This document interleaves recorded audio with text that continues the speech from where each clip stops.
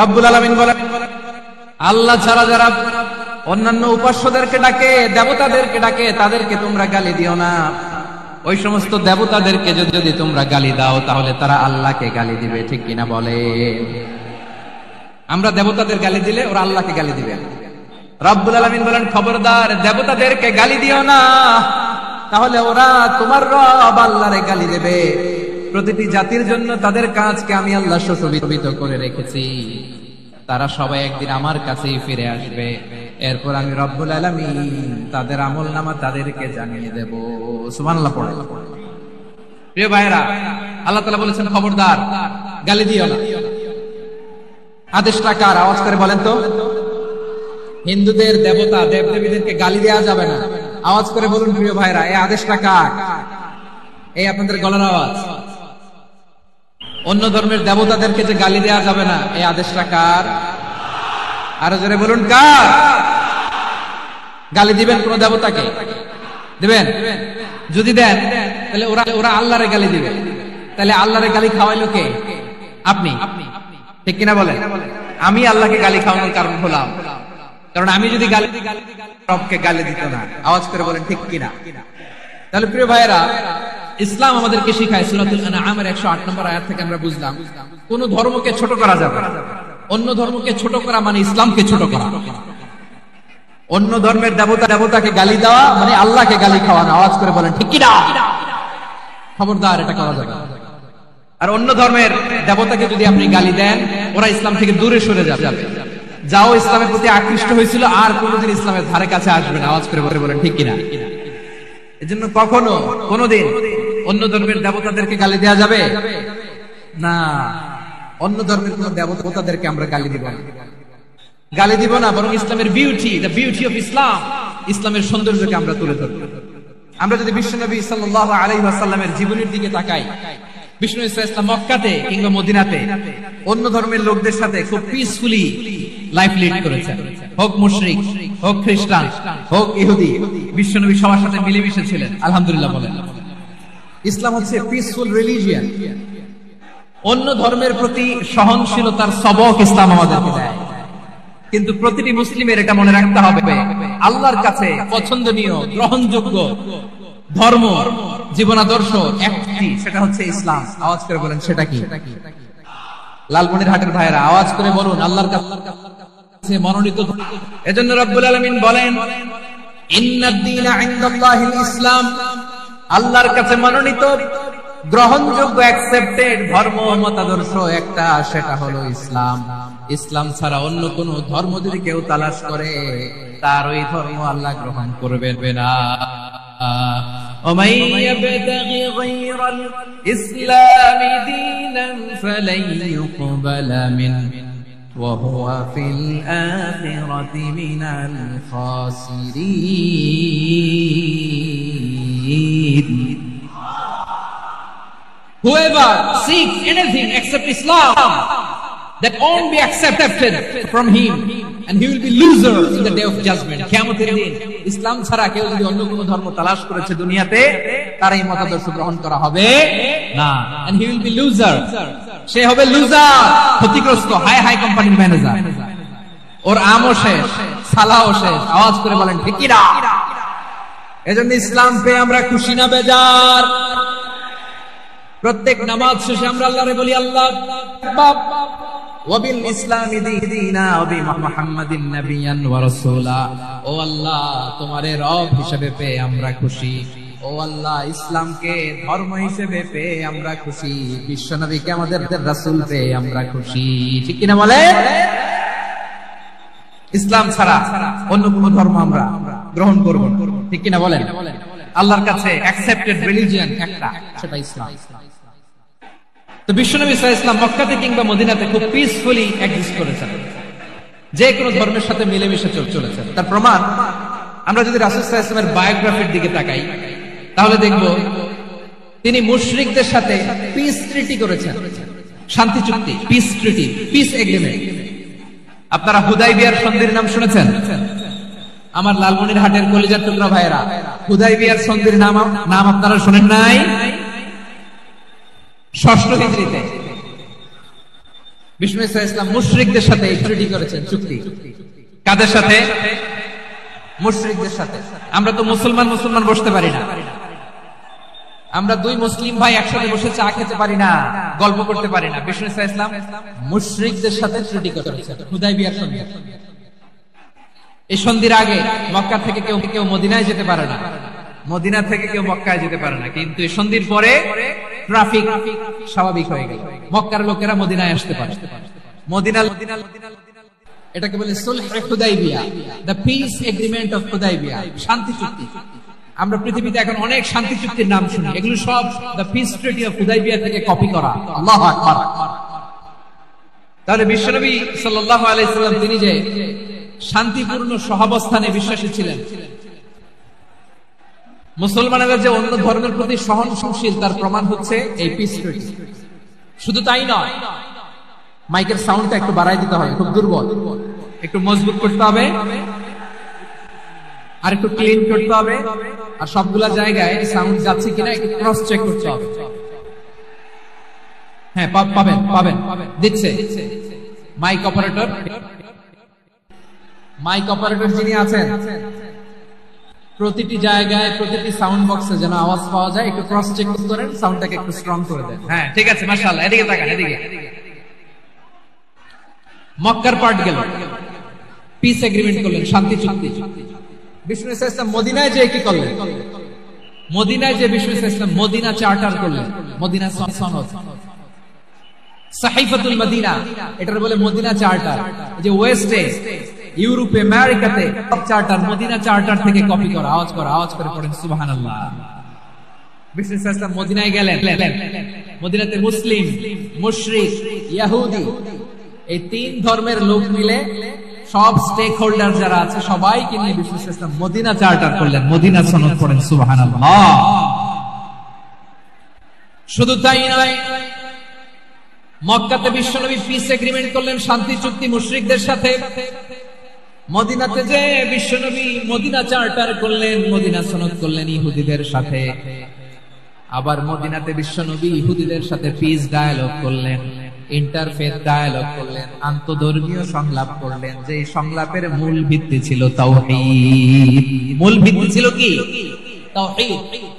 বিশ্বনবী ইহুদিদেরকে ডাকলেন, আহ্বান করলেন, কুল ইয়া আহলাল কিতাবি তাআলাউ ইলা কালিমাতিন সাওয়াইন বাইনানা ওয়া বাইনাকুম আল্লা না'বুদা ইল্লাল্লাহ ولا نشرك به شيئا ولا يتخذ بعضنا بعضا أربابا من دون الله فإن تولوا فقولوا اشهدوا بأننا مسلمون سبحان الله পড়েন। বিশ্বনবী মদিনার ইহুদিদের ডেকে বললেন, ও ইহুদিরা, শোনো শোনো, আসো এমন একটা আদর্শের প্রশ্নে আমরা একত্রিত হই, যে আদর্শের প্রচার তোমাদের নবীরাও করেছে, আমিও করি, যে আদর্শের কথা তোমাদের পবিত্র ধর্মগ্রন্থগুলোতে আছে, আমার কোরআনেও আছে, সেটা হলো তাওহীদ।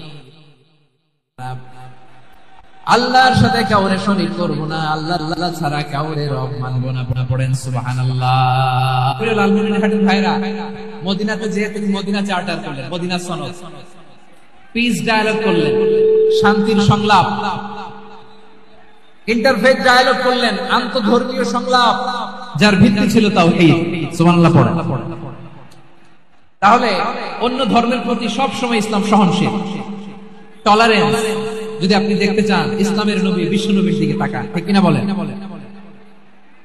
আমরা তো সংখ্যালঘুদের রাইটস প্রোটেক্ট করার জন্য কত আইন বানাই, কত বৈঠক করি, কত সংবাদ সম্মেলন করি। বিষ্ণু সাল্লাল্লাহু আলাইহি ওয়াসাল্লাম সংখ্যালঘুদের রাইটস এর ব্যাপারে, অধিকারের ব্যাপারে যে কথা বলেছেন, শুনলে আপনি অবাক হয়ে যাবেন। বিশ্বনবী বলেন, আলা আও ইনতাকাসাহু আও কাল্লাফাহু ফাওকা তাআতিহি আও কাল্লাফাহু ফাওকা তাআতিহি আও আখাযা মিনহু শাইআন বিগাইরি তিবি নাফসিন ওয়া আনা হাজিজুহু ইয়াউমাল কিয়ামা। খবরদার, জেনে রাখুন, কেউ যদি কোনো সংখ্যালঘুর উপরে অত্যাচার করে, কোন সংখ্যালঘুর প্রাপ্য থেকে যদি কেউ কাউকে ঠকায়, সংখ্যালঘুর উপর যদি কেউ কষ্ট দেয়, কোন সংখ্যালঘুর সম্পদ যদি কেউ জোর করে কেড়ে নেয়, আমি কিয়ামতের দিন বিশ্ব নবী ওই সংখ্যালঘুর পক্ষে আর ওই মুসলমানদের বিপক্ষে বাদী হয়ে দাঁড়াবো। সুবহানাল্লাহ বলতে পারলেন না? আল্লাহু আকবার। আপনি নামাজি, আপনি মুসল্লি, আপনি হাজী সাহেব, তাহাজ্জুদ পড়তে পড়তে কপালে দাগ ফেলে দিবেন, আপনার প্রতিবেশী হিন্দু, ভাবছেন আমার তো পাওয়ার আছে, ওর জমিটা দখল করি। বিশ্বনবী বলেন কিয়ামতের দিন ওই হিন্দুর পক্ষে তোর বিরুদ্ধে আমি বাদী হয়ে দাঁড়াবো। পৃথিবীর কোন ধর্মের স্টেটমেন্ট পাবেন? পাবেন? আপনি ভাবছেন আপনি নামাজ পড়লে জান্নাতে চলে যাবেন না? খবরদার। বিশ্বনবী বলেন কোন সংখ্যালঘুর উপর যদি কেউ আক্রমণ করে, তার প্রাপ্যতাকে না দিয়ে যদি তাকে ঠকায়, তার উপর জুলুম করে, তার সম্পদ যদি কেড়ে নেয়, আমি নবী, তুমি মুসলিম হইতে পারো, তোমার বিপক্ষে আল্লাহর দরবারে বাদী হয়ে দাঁড়াবে। আচ্ছা লালমনিরহাটের ভাইরা, কথা বুঝতে পারলে আওয়াজ করে উত্তর দেন। বিশ্বনবী যদি কারো বিপক্ষে দাঁড়ায় কিয়ামতের দিন, আই রিপিট, আমি আবারো বলছি, বিশ্বনবী যদি কিয়ামতের দিন কারো বিপক্ষে দাঁড়ায়, ও তো সেলসেলায়া জান্নাতি, জান্নাতি না? যে নবীর সুপারিশ ছাড়া জান্নাতের গেটও দেখা যাবে না, ওই নবী যদি বলে তোর বিপক্ষে আমি বাদী হয়ে দাঁড়াবো, ওই জান্নাতে আর ঢোকার কোন সুযোগ আমাদের থাকবে? এখানেই শেষ না আমার প্রিয় লালমনিরহাটের ভাইয়েরা, এখানেই শেষ নয়। বিশ্বনবী বলেন মান কাতালা মুআহাদান, বুখারীর বর্ণনা, মান কাতালা মুআহাদান লাম ইয়ারাহ রাইহাতাল জান্নাহ।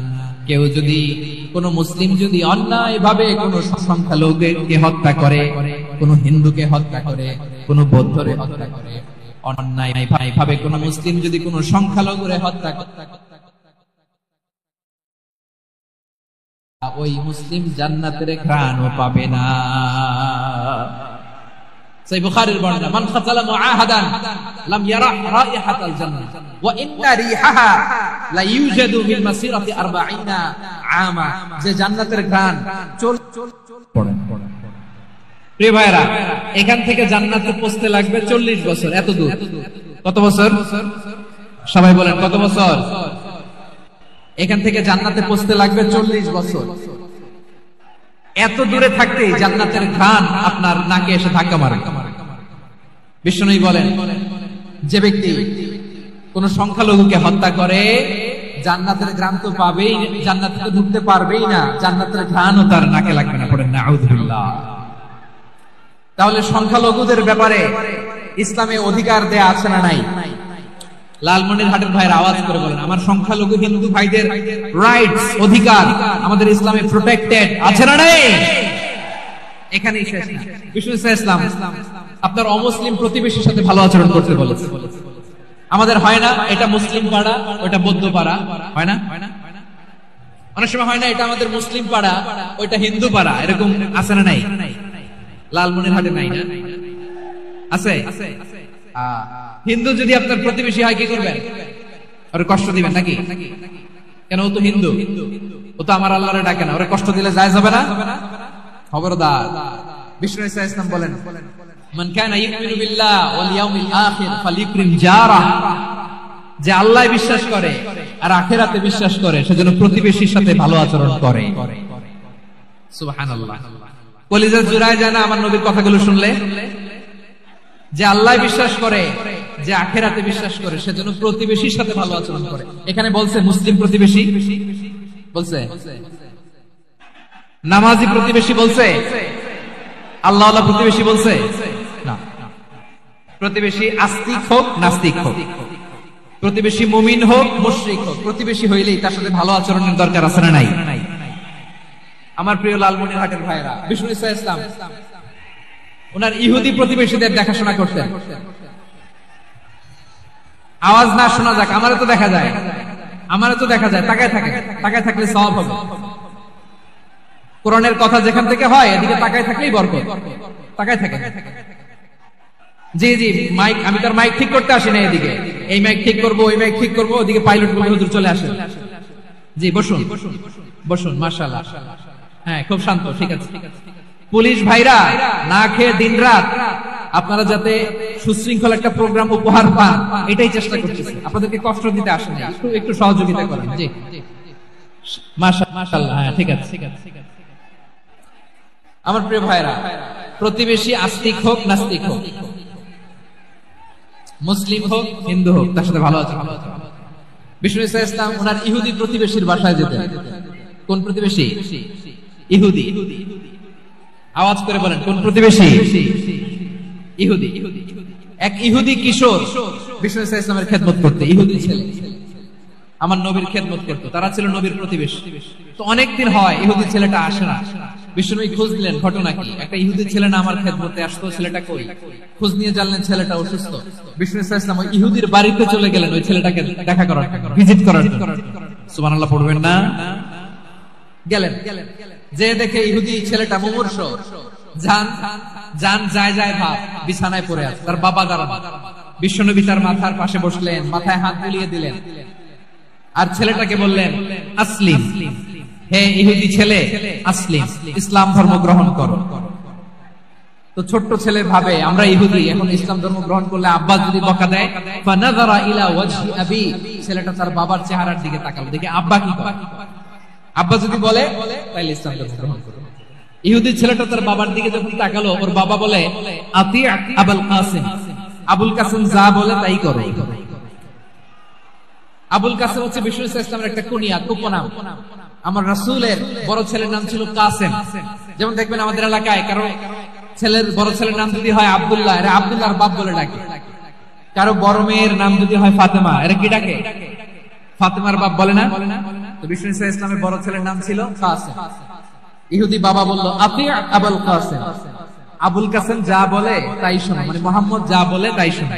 এই কথা শুনে ছেলে সাহস পাইছে। ছেলে আবার পড়তে আরম্ভ করলো, আশহাদু আল্লাহ ইলাহা ইল্লাল্লাহ ওয়া আশহাদু আন্না মুহাম্মাদার রাসূলুল্লাহ, পড়েন আল্লাহু আকবার। বিশ্বনবীর আহ্বান শুনে ওই আহ্বানে সাড়া দিয়ে ইহুদি ছেলে শাহাদা পড়ে মুসলমান হয়ে গেল। তার হৃদয়টারে ঈমানের নূর দিয়ে আলোকিত করে দিল কে? প্রিয় ভাইরা, এবার রাসূল সাল্লাল্লাহু আলাইহি ওয়াসাল্লাম বের হয়ে আসলেন ঘর থেকে, আর বললেন, আলহামদুলিল্লাহিল্লাযী আনকাযাহু মিনান নার, প্রশংসা সে আল্লাহ যে আল্লাহ জাহান্নামে চলে যাচ্ছিল প্রায় এমন একটা লোককে মুহূর্তের মধ্যে কালেমায়ে শাহাদাতের বদৌলতে জান্নাতি বানায় দিলেন। আওয়াজ করে পড়েন সুবহানাল্লাহ। এই হাদিস থেকে আমরা কি শিখলাম? What is the moral of the story? এক নাম্বার স্টোরি হলো, প্রতিবেশী ইহুদি হোক হিন্দু হোক, যাবেন, সুসম্পর্ক রাখবেন, উপহার দিবেন, বিপদে পাশে দাঁড়াবেন, তাইলেই তো আপনাদের প্রতি, মুসলমানদের প্রতি তারা আকৃষ্ট হবে। ঠিক কিনা বলেন? আপনি যদি হিন্দুদের সাথে বৌদ্ধদের সাথে নাই মিশেন, নাস্তিকের কাছে নাই যান, তো ইসলামের সৌন্দর্যটা ওরা বুঝবে কেন? আমার অনেক হিন্দু পরিচিত ভাই আছে, ওরা আমাদের ইফতারের প্রোগ্রামে এসে একসাথে ইফতারি করে। অনেক মদখোর আমার সাথে বসে একসাথে ডিনার করে, হাফ প্যান্ট পরা, গলায় স্বর্ণের চেইন, হাতে স্বর্ণের ব্রেসলেট, আয়েশা আমার সাথে ডিনার করছে, আছে এরকম। গাঁজাখোর, আমি বলে আসো, ওয়েলকাম টু মাই ডিনার, আসো বসো। বসলেই তো আমি ওর ডিএনএ, চিন্তার ডিএনএ চেঞ্জ করে দেওয়ার সুযোগ পাবো। চিল্লায় বলো ঠিক কি না? আসতে হবে আমার কাছে। Our door is open. The door of Islam is open 24/7. সব সময় আমাদের ইসলামের দরজা আমার অমুসলিম ভাইদের জন্য খোলা আছে না নাই? এই হাদিস থেকে দুইটা শিক্ষা। এক নম্বর শিক্ষা, প্রতিবেশী মুসলিম হোক অমুসলিম হোক, যান, অসুস্থ হইলে একটু আপেল নিয়ে যান, আঙ্গুর নিয়ে যান, কমলা নিয়ে যান, তাদের সাথে ভালো আচরণ করেন। ইসলামের বিউটি দেখে, সৌন্দর্য দেখে অবাক হবে। নসিব ভালো হলে কোনদিন কালিমা পড়ে মুসলমান হয়ে যাবে। তাহলে অমুসলিমের সাথে ভালো সম্পর্ক। বিশ্বনবী ইহুদির বাড়িতে গেলেন, ইহুদির বাড়ি, আর আমার মুসলমান ভাই আমার কাফের বলে, এরকম আছে না নাই? মুসলিমরা দেখতে পারে না, সহ্য করতে পারে। বিশ্বনবী সাল্লাল্লাহু আলাইহি ওয়াসাল্লাম ইহুদির বাড়িতে গেলেন, এটা একটা শিক্ষা। আরেকটা শিক্ষা হলো, ভাইরা ধাক্কা মেরে এসে সামনে এসে কি লাভ? প্রোগ্রাম তো শেষ হচ্ছে, এখনই শেষ হচ্ছে। তো এই যে আমাদের বকশি ভাই ওয়াদা নিল, হাত তোলালো, মিম বলে এত কথা বললো, তো আমি জেলায় জেলায় যে খালি হাত নাড়াই তোমাদের জন্য নাকি? হ্যাঁ, হাত নাড়াই শুধু। এই ধাক্কাইতে এদিকে এসে হাত নাড়াইতেছে, হয়েছে তো, দেখলাম তো, ঠিক আছে, মাশাআল্লাহ, অনেক সুশৃঙ্খল, অন্যান্য যে কোনো জেলার জন্য সুশৃঙ্খল। আমার দিকে তাকাও, আমার দিকে তাকাও, ঠিক আছে। এই দাঁড়িয়ে আছে, একটা ছেলে নড়ে না, দেখছেন? মাশাআল্লাহ, মাশাআল্লাহ, মাশাআল্লাহ। হ্যাঁ, এইভাবে আর কয়েকটা মজাদার কথা আছে, শুনুন। এই হাদিস থেকে আমাদের শিক্ষা হলো, আমার প্রতিবেশী যেই ধর্মের হোক আমি সম্পর্ক রাখবো। অসুস্থ হলে যাব, কি বলেন ভাইরা? যাবেন না? যাবেন না আপনারা? আচ্ছা, 2 নম্বর শিক্ষা হলো বিষ্ণু ইসলামের খাদেম ছিল ইহুদি। এতদিন খেদমত করলো, একদিনে বিশ্বনবী ওরে কালিমার দাওয়াত দেয় নাই। কারণ কি?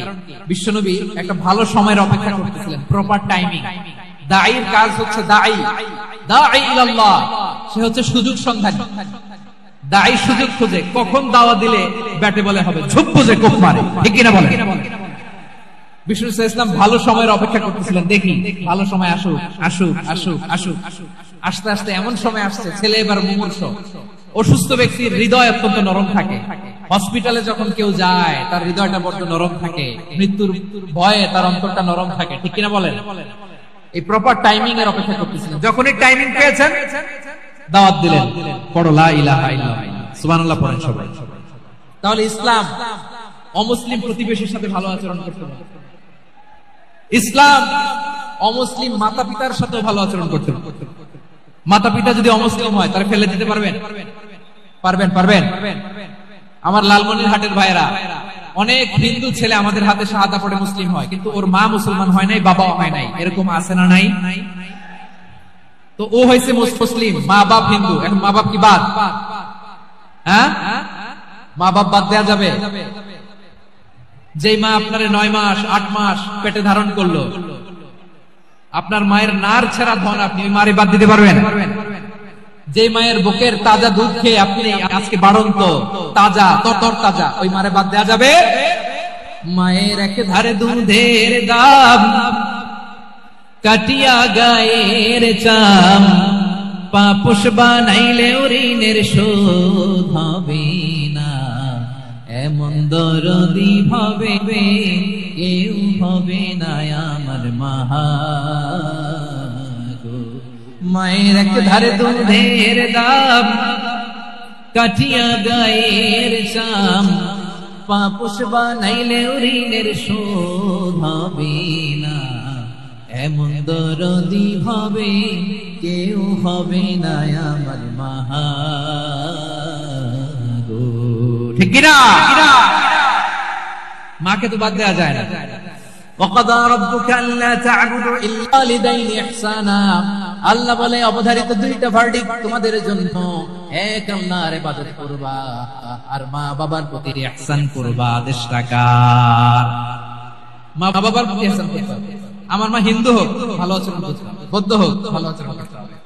আমার যে সমস্ত হিন্দু ভাইরা মুসলিম হয়েছে, তোমাদের মা বাবা এখনো মুসলমান হয় নাই, তাদের সাথে ভালো আচরণ করতে হবে। আপনাদের খেদমত নিজে করতে হবে, অথবা খেদমতের ব্যবস্থা করাই দিতে হবে।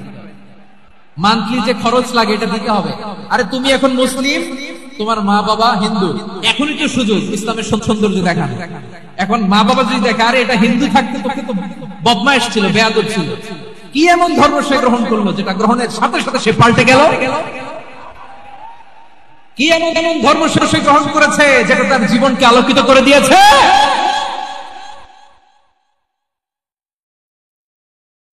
মুসলমান হয়ে যাবে। আবু বকর রাদিয়াল্লাহু তাআলা আনহুর মেয়ে, আবু বকর রাদিয়াল্লাহু তাআলা আনহুর আরেক মেয়ের নাম হচ্ছে আসমা। কি নাম? দুজনই আবু বকর রাদিয়াল্লাহু তাআলা আনহুর মেয়ে, আসমা আর আয়েশা। নাম দুটো কেমন লাগে? আসমা নামটা কেমন লাগে? আয়েশা নামটা কেমন লাগে? সবার ভালো লাগে নাই? নাম দুটো আপনাদের ভালো লাগে? লালমনিরহাটে অনাগত যদি কন্যা সন্তান হয়, যদি মনে চায় আসমা রেখে দিতে পারবে, যদি মনে চায় আয়েশা রেখে দিয়ে। দেশে বিদেশে এয়ারপোর্টে রাস্তা ঘাটে শুধু বলে হুজুর একটা নাম দেন, আমার ছেলের একটা নাম দেন, মেয়ের একটা নাম দেন। আমার মনে আছে যশোরের আবদিনের মাহফিলে আমি 1-2টা নাম দিয়েছিলাম। আজকে লালমনিরহাটের এই প্রোগ্রামে কন্যা সন্তান যদি হয় 2টা নাম দিলাম, আসমা কিংবা আয়েশা। ইনশাআল্লাহ পড়েন। দুজন বোন, এক মায়ের, বাবা এক মা দুইজন। আয়েশা রাদিয়াল্লাহু তাআলা আনহার মায়ের নাম উম্মে রুমান, আর আসমা রাদিয়াল্লাহু তাআলা আনহার মায়ের নাম কুতাইলা বিনতে আব্দুল উজ্জা। আবু বকর রাদিয়াল্লাহু তাআলা আনহু 4টা বিয়ে করেছেন। তো একই ঘটনা ঘটেছে এই ফ্যামিলিতে। আসমা ইসলাম ধর্ম গ্রহণ করে মুসলিমা, কিন্তু তার মা কুতাইলা মুশরিকা। আই রিপিট, বোঝার জন্য আমি আবারও বলি, আসমা রাদিয়াল্লাহু তাআলা আনহা মুসলিমা, আর আসমার মা কুতাইলা, আওয়াজ করে বুঝে থাকলে বলেন, আসমার মা মুশরিকা। তার মানে মেয়ে মুসলিম, মা অমুসলিম, ভেজাল আছে না নাই? কিন্তু কুতাইলা আর ধৈর্য ধারণ করতে পারে না। নার ছেড়া ধন, কলিজার টুকরা ধন, কলিজার টুকরা সন্তান আসমারে দেখতে বড্ড মন চায়। সাইয়েদনা আসমা রাদিয়াল্লাহু তাআলা আনহা মক্কা থেকে হিজরত করে মদিনায় চলে গেলেন। হুদাইবিয়ার পর যখন মক্কা মদিনার ট্রাফিক স্বাভাবিক হলো, মক্কার লোক মদিনায় যায়, মদিনার লোক মক্কায় আসে। কুতাইলা কলিজার টুকরা সন্তান আসমারে দেখার জন্য কিছু উপহার নিয়ে বিশাল মরু পথ পাড়ি দিয়ে মক্কা থেকে মদিনায় যায়। সুবহানাল্লাহ বলেন। এখন মা আসছে মেয়ের সাথে দেখা করতে, মেয়ে তো আর দেখা দেয় না। মেয়ে ভাবছে আমার মা তো মুশরিকা, অপবিত্রা, তার সাথে কি দেখা দেয়া যাবে? বিশ্বনবীর দরবারে চলে গেলেন। সুবহানাল্লাহ বলেন। কি সৌভাগ্যবান ছিল তারা, মাসলা জানার দরকার হলেই নবীর দরবারে চলে যেত। ঘরে বউয়ের সাথে ঝগড়া হলে নবীর দরবারে চলে যেত। অনেক সাহাবী বলে আমার পেটে ক্ষুধা লাগলো আমি নবীর কাছে চলে যেতাম, কারণ নবীর চেহারার দিকে তাকালেই আমার পেটের ক্ষুধা মিটে যেত। সাইয়েদনা আসমা রাদিয়াল্লাহু তাআলা আনহা বিশ্বনবীর কাছে চলে গেলেন, যে বললেন ইয়া রাসূলুল্লাহ ইয়া হাবিবাল্লাহ ইন্না উম্মি কাদিমাতুন ইলাইয়া ওয়া হিয়া রাগিবা। আমার মা মক্কা থেকে অনেক দূর মরুর পথ পাড়ি দিয়ে উপহার সামগ্রী নিয়ে মদিনায় আমার সাথে দেখা করতে এসেছে গো নবী। আমার জানতে বড্ড ইচ্ছে হয় আমি আমার মুশরিকা মায়ের সাথে একটু দেখা করতে পারবো কিনা। আফা আসিলুহা, আগে যেমনি আমি আমার মায়ের সাথে ভালো আচরণ করতাম, যেমনি আমি আমার মায়ের সাথে সদাচরণ করতাম গো নবী, এখন আমি মুসলিমা, মা মুশরিকা, এখনো কি আগের মতো সদাচরণ করতে পারবো নাকি?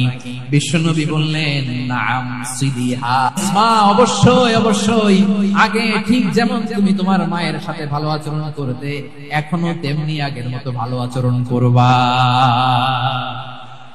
আওয়াজ করে পড়েন সুবহানাল্লাহ। কি ইসলাম আমরা পেয়েছি, কত ব্রড মাইন্ডেড আমাদের ইসলাম, কত ওপেন মাইন্ডেড। ইসলাম কত ওপেন আপ করতে পারে, চিন্তা করতে পারেন? বিষ্ণু বললেন হ্যাঁ অবশ্যই, নাম সুলিহা, আগে যেমনি ভালো আচরণ করছো আসমা, এখন ওইরকমই করো, পারলে আরো বাড়ায় করো। সুবহানাল্লাহ বলেন। তাহলে আমার যে হিন্দু ভাইরা, হিন্দু বোনেরা, ইমানের বদৌলতে দৌলতে আপনি ধন্য হয়েছেন, আপনার আম্মা আব্বা এখনো মুসলমান হয় নাই, তাদের জন্য দোয়া করেন, তাদের জন্য দোয়া করেন, আল্লাহ যেন তাদেরকেও ইমানের দৌলত দান করেন। আমরা সবাই পড়ি আমিন, আরো জোরে পড়েন আমিন। এখন বলেন ইসলাম কি ন্যারো মাইন্ডেড রিলিজিয়ন না ব্রড মাইন্ডেড? লালমনিরহাটের যুবক ভাইরা আওয়াজ করো, ইসলাম কি ন্যারো মাইন্ডেড না ব্রড মাইন্ডেড? কতটা ব্রড মাইন্ডেড দেখেন। বিশ্বনবী সাল্লাল্লাহু আলাইহি সাল্লাম অমুসলিমরা যদি নবীকে উপহার দিত, ওই উপহারও বিশ্বনবী গ্রহণ করতেন। সুবহানাল্লাহ পড়েন। আপনার অমুসলিম বন্ধু যদি উপহার দেয় সেটাও আপনি নিতে পারবেন, যেটা নেওয়া যায়। কিন্তু আপনার বন্ধু যদি আপনার মদের বোতল দেয়, নিতে পারবেন? হ্যাঁ, মদের বোতল দিলে পারবেন। আপনার বন্ধু যদি আপনার পর্ক দেয়, পর্ক, শুকরের গোশত মিশ্রিত কোনো খাবার, ওটা নিতে পারবেন না। হালাল যে কোনো জিনিস নিতে পারবেন। বিশ্বনবী সাল্লাল্লাহু আলাইহি ওয়াসাল্লাম অমুসলিমদের দেয়া হাদিয়া গ্রহণ করতেন। কেমন নবী ছিলেন? আমার নবীরে চিনে নেন, আমার নবীর অ্যাটিটিউড জেনে নেন। বিশ্বনবী সাল্লাল্লাহু আলাইহি ওয়াসাল্লাম যখন কোন জনপদে যেতেন, তিনটা অপশন নিয়ে যেতেন। প্রিয় ভাইয়ের আওয়াজ করে বলতে হবে, কোন জনপদে গেলে আমার নবীর অপশন থাকতো কয়টা? আমার মতো তিন আঙ্গুল উঁচু করে দেখান আর বলুন, আমার নবী কোন জনপদে গেলে কয়টা অপশন নিয়ে যেতেন? এক নাম্বার অপশন আসলিম তাসলাম। নতুন এলাকায় গেলে বলতেন আসলিম তাসলাম, ইসলাম ধর্ম গ্রহণ করো, শান্তিতে থাকবা, আমার ভাই হয়ে যাবো, আমরা ভাই ভাই, ইসলাম মানো, আমরা ভাই ভাই। অপশন নাম্বার কত? এক। যদি বলে না ইসলাম মানবো না, ওকে, অপশন নাম্বার 2, মুসলিম হওয়ার দরকার নাই, লা ইকরাহা ফিদ্দিন, ইসলামে কোনো বাড়াবাড়ি নাই। খ্রিস্টান আছো থাকো, বৌদ্ধ আছো থাকো, ইহুদি থাকতে চাও থাকো, কিন্তু আমরা যেহেতু রিজিওনাল সুপার পাওয়ার, আমাদের আন্ডারে থাকে, ট্যাক্স দিয়া থাকে, এটা বলে জিজিয়া। আলেম যারা আছেন বুঝবেন, এটা আরবিতে কি বলে? জিজিয়া। You pay us the tax, we will give you the security. তোমরা ট্যাক্স দিবা, আমরা সিকিউরিটি দিব, আমাদের আওতায় থাকবা, কেউ তোমাদেরকে আক্রমণ করতে পারবে না, আমরা নিরাপত্তা দেব। সুবহানাল্লাহ বলেন। এটা অপশন নাম্বার কত? আচ্ছা বুঝে থাকলে বলেন, এক নাম্বার অপশন কি ছিল? ইসলাম। ইসলাম মানে শান্তিতে থাকবা, ভাই ভাই, আমরা ভাই ভাই। অপশন নাম্বার 2, ট্যাক্স দাও, আমরা নিরাপত্তা দিব, মুসলিম হওয়া লাগবে না। এখন 1 নাম্বারও মানে না, 2 নাম্বারও মানে না, মুসলিম হবো না, ভালো খ্রিস্টান থাকো, ট্যাক্স দাও, আমরা সিকিউরিটি দিব না, এটাও মানে না। বিষ্ণু বলেন তাহলে তলোয়ার আমাদের আর তোমাদের মাঝে ফয়সালা করবে। মুসলিমও হবে না, ট্যাক্স দিবা, নিরাপত্তা দিব, আমাদের আমরা সুপার পাওয়ার, আমাদের আন্ডারে থাকবে, এটাও না। তাহলে তোমাদেরকে তো আমরা বিশ্বাস করতে পারি না, কখন না কখন বিশ্বাসঘাতকতা করো, কার সাথে মিলে হাত মিলাও, তলোয়ার আমাদের মাঝে ফয়সালা করবে। তখন তিনি জিহাদের সশস্ত্র সংগ্রামের ঘোষণা দিতেন। সুবহানাল্লাহ পড়েন। দেখেন পশ্চিমারা জিহাদকে এইভাবে চিত্রায়িত করে না, ওরা জিহাদ বলতে বোঝায় তলোয়ার, হাত কাটো, গলা কাটো না। জিহাদ সশস্ত্র সংগ্রাম 3 নম্বরে। অধিকাংশ ক্ষেত্রে বিশ্বনবীর সুন্দর আচরণ দেখে, আরে আমার নবীর যে নুরানি চেহারা, অনেকে তো কেবল সিরেফ চেহারাটা দেখে কালিমা পড়ে মুসলমান হয়ে গিয়েছে। যারা মুসলিম হয় নাই তারা তাদের ইসলামী বলবৎ ছিল, ট্যাক্স দিয়ে ইসলামের আন্ডারে ছিল। যারা এটাও মানে নাই ওইটাও মানে নাই, তাদের বিরুদ্ধে জিহাদ। বিষ্ণু ইসলাম 7ম হিজরিতে যখন খায়বার বিজয়ের পরে ইসলাম রিজিওনাল সুপার পাওয়ার হিসেবে আত্মপ্রকাশ করলো, বিশ্বনবী চিঠি লিখলেন অন্যান্য সুপার পাওয়ারের কাছে, রাষ্ট্রীয় চিঠি লেখে এক রাষ্ট্রপ্রধান আরেক রাষ্ট্রপ্রধানের কাছে, ঠিক কিনা বলেন? জানেন না আপনারা, এই যে 24-এর ছাত্র নাগরিক অভ্যুত্থানে, এই অভ্যুত্থান যখন শুরু হয়, আমি তখন সাউথ আফ্রিকাতে একটা স্ট্যাটাস দিয়েছিলাম, কোটা নয় গোটা দেশ সংস্কার করা লাগবে। শুধু বাংলাদেশ নয়, সারা বিশ্বের বাংলা ভাষাভাষী লোকেরা এই আন্দোলনের সাথে সমর্থন তারা করেছে, এটাকে সাপোর্ট করেছে, তারা সমর্থন দিয়েছে। আমাদের ইউনাইটেড আরব আমিরাতের বাংলাদেশি ভাইরা তারা সেখানে রাস্তায় নেমে এসেছিল, জানেন? ওইখানে ডেমনস্ট্রেশন করা যায় না, সেখানকার সরকার তাদেরকে যাবজ্জীবন দিয়েছিল। তখন আমাদের এই যে প্রধান উপদেষ্টা ডক্টর মোহাম্মদ ইউনূস সরাসরি G2G বলে, G2G, government to government, G2G, উনি চিঠি লিখলেন যে তাদেরকে, ইউর হাইনেস, হে সম্মানিত আমির, আপনি আমার এই চিঠির কারণে আমার সম্মানে এই 53 জন বাংলাদেশিকে মাফ করে দেন। এই চিঠির বদৌলতে বেকসুর খালাস পেয়ে গিয়েছিল আমাদের ভাইরা, জানেন না এই ঘটনা আপনারা? তাহলে গভর্নমেন্ট টু গভর্নমেন্ট চিঠি দেওয়া হয়। 7ম হিজরিতে বিষ্ণু ইসলাম সব সুপার পাওয়ারের কাছে চিঠি দিলেন, রোমান সম্রাটের কাছে, পারস্য অধিপতির কাছে, মিশরের অধিপতির কাছে, সবার কাছে চিঠি লিখলেন।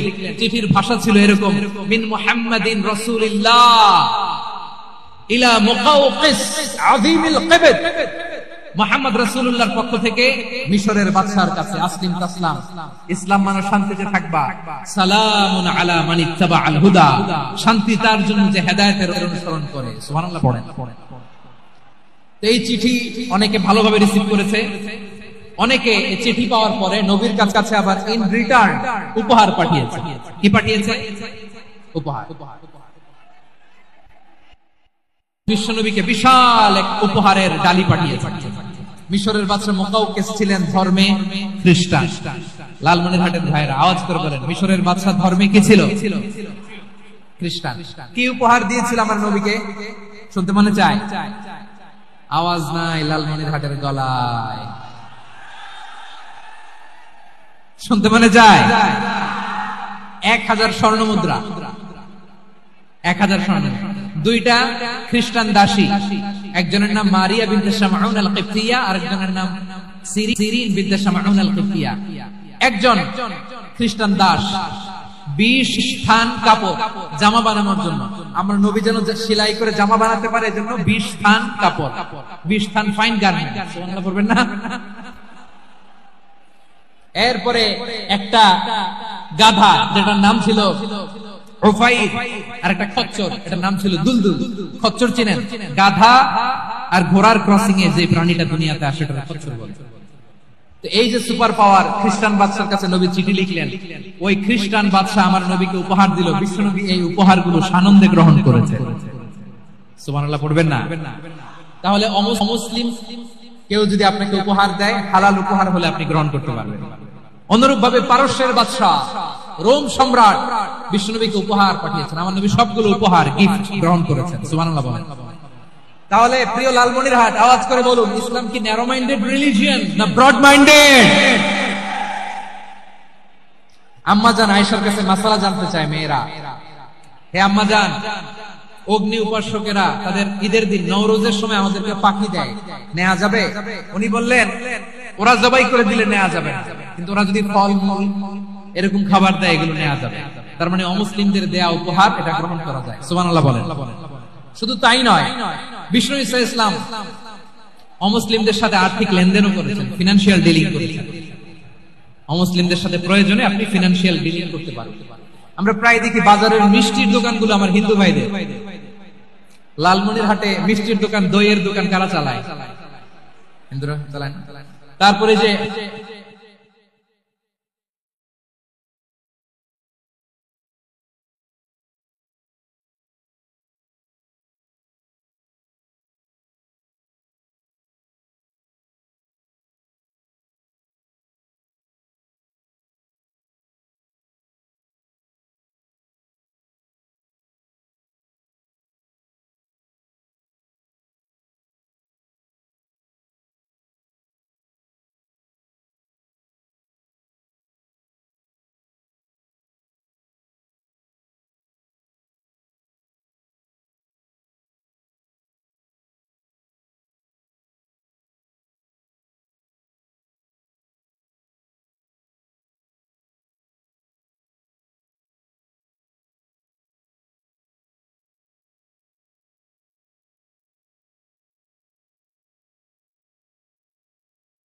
কয়েক কেজি বার্লি নিয়ে যাই আর বন্ধক হিসেবে মাটা ছুটাই নিয়ে যাই।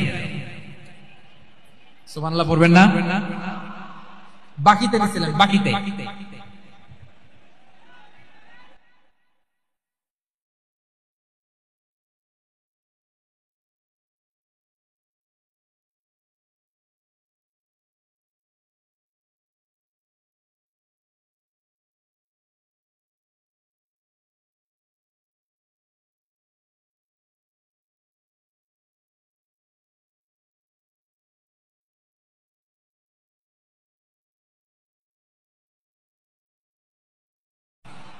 এ থেকে বোঝা গেল অমুসলিমদের সাথে ফিনান্সিয়াল বারান্দায়, ইয়ার্ডের মধ্যে অটোমেটিক্যালি কিছু আমব্রেলা আছে, সা করে খুলে যায় আর সূর্যের তাপ লাগে না। আবার সন্ধ্যাবেলায় এই আমব্রেলা গুলো ওরা ক্লোজ করে ফেলে, দেখেন নাই না?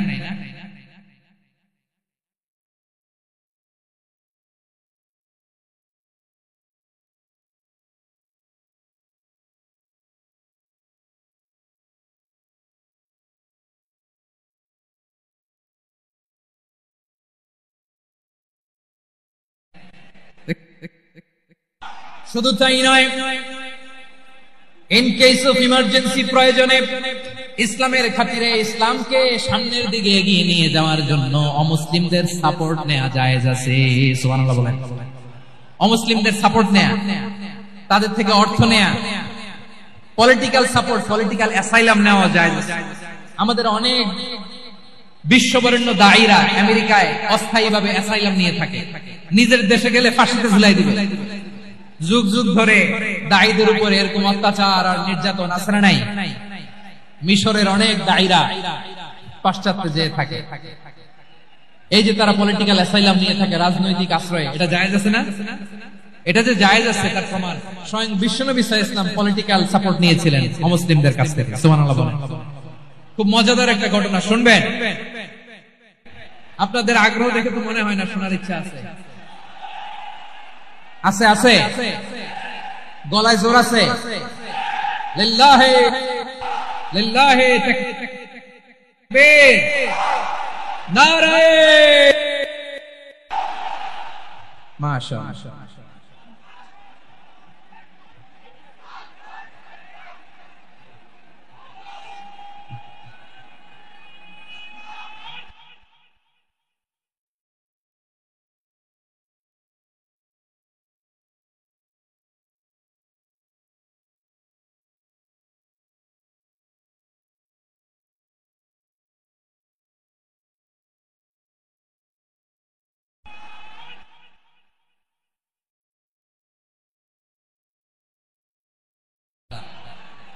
থামুন থামুন।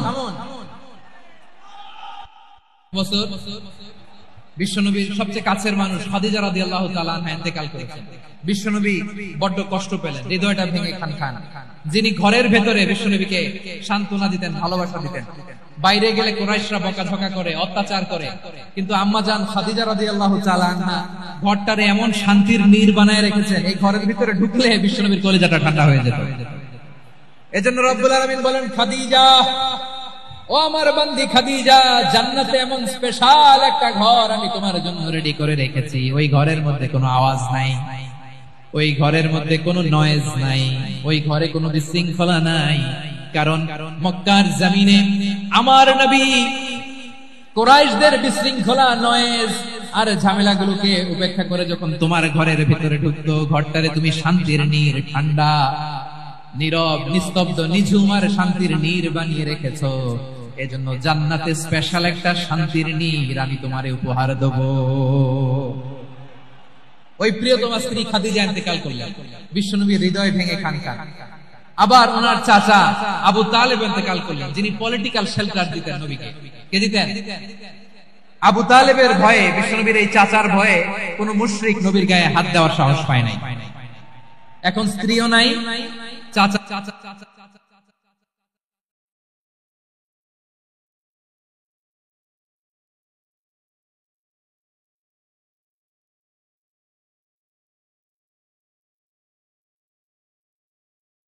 এখন কই যাবেন? আমার পেয়ারা নবী নতুন স্টেশন খুঁজতেছেন, নতুন লালমনিরহাটের ভাইয়ের আওয়াজ করে বলেন, কোথায় গেলেন? তায়েফে চলে গেলেন দিনের দাওয়াত দেওয়ার জন্য। কি দেওয়ার জন্য? নাকি জমি কিনতে গেছিলেন? জমি কিনতে, দুনিয়ার যশ খ্যাতির জন্য, নিজের কোন লাভের জন্য? তায়েফবাসীদেরকে জাহান্নামের আগুন থেকে বাঁচানোর জন্য আওয়াজ করে বলতে হবে, ঠিক কিনা? বিশ্বনবী বিশাল মরুপথ, পাহাড়ি পথ পাড়ি দিয়ে তায়েফের মরুজমিনে গেলেন।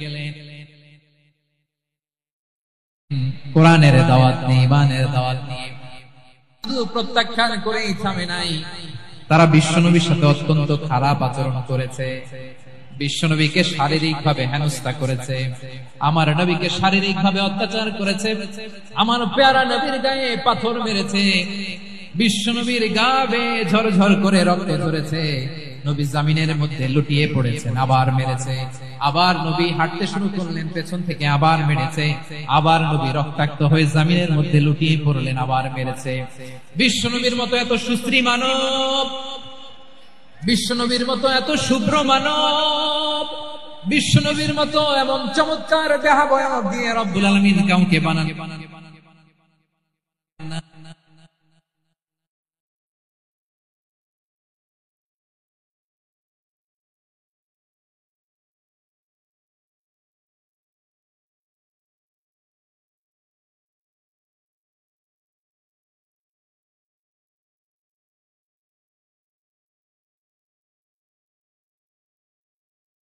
কিনা বলে?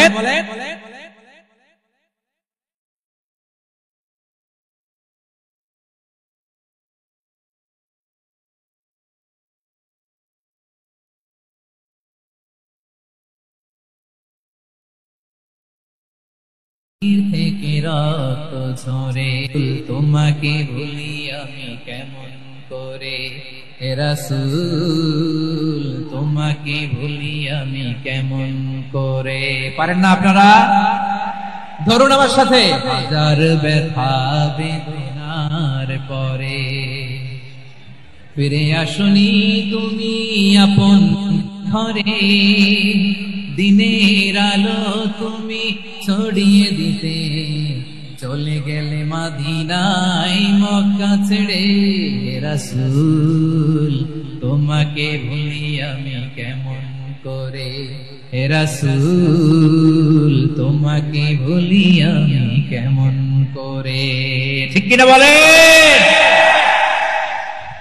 প্রিয় ভাইরা, তায়েফের ছেলেরা নবীকে রক্তাক্ত করে, আমার নবী কই যাবে? কই যাবে? মক্কায় জায়গা নাই, তায়েফে জায়গা নাই। তায়েফ থেকে ভারাক্রান্ত মন নিয়ে আমার নবী মক্কায় ফিরে আসলেন। বিশ্ব নবী মক্কায় ঢুকতে পারেন না, মক্কার মরুভূমির দিকে তাকিয়ে, উপত্যকার দিকে তাকিয়ে বিশ্বনবী ধাঁধা করে কাঁদেন, ঝরঝর করে নবীর চেহারা মোবারক থেকে চোখের পানিগুলো বেয়ে বেয়ে পড়ে। আমার জন্মস্থান, আমার শৈশব, কৈশোর, যৌবন কেটেছে এই মক্কায়, আমার এলাকায় আমি ঢুকতে পারি না। বিশ্বনবী মক্কার অনতি দূরে দাঁড়িয়ে যায়েদকে পাঠালেন, যায়েদ যাও, দেখো কেউ আমাকে সাপোর্ট করার মতো আছে কিনা, যাও অমুকের কাছে যাও। যায়েদ গেলেন।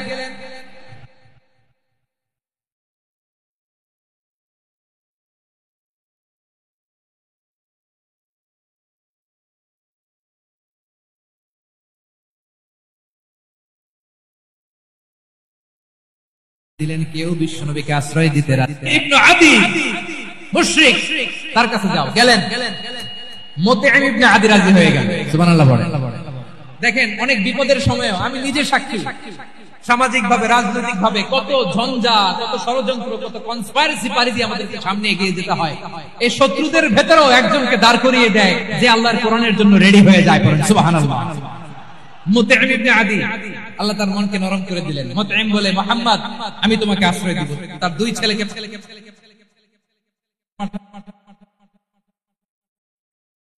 যাও, খোলা তলোয়ার নিয়ে, স্কট দিয়ে, গার্ড অফ অনার দিয়ে মুহাম্মদকে মক্কায় ঢুকাও আর বলো আমি আমান দেব। আমান কি দিব? আমান মানে সিকিউরিটি, নিরাপত্তা। সিকিউরিটি ছাড়া আমান দেওয়া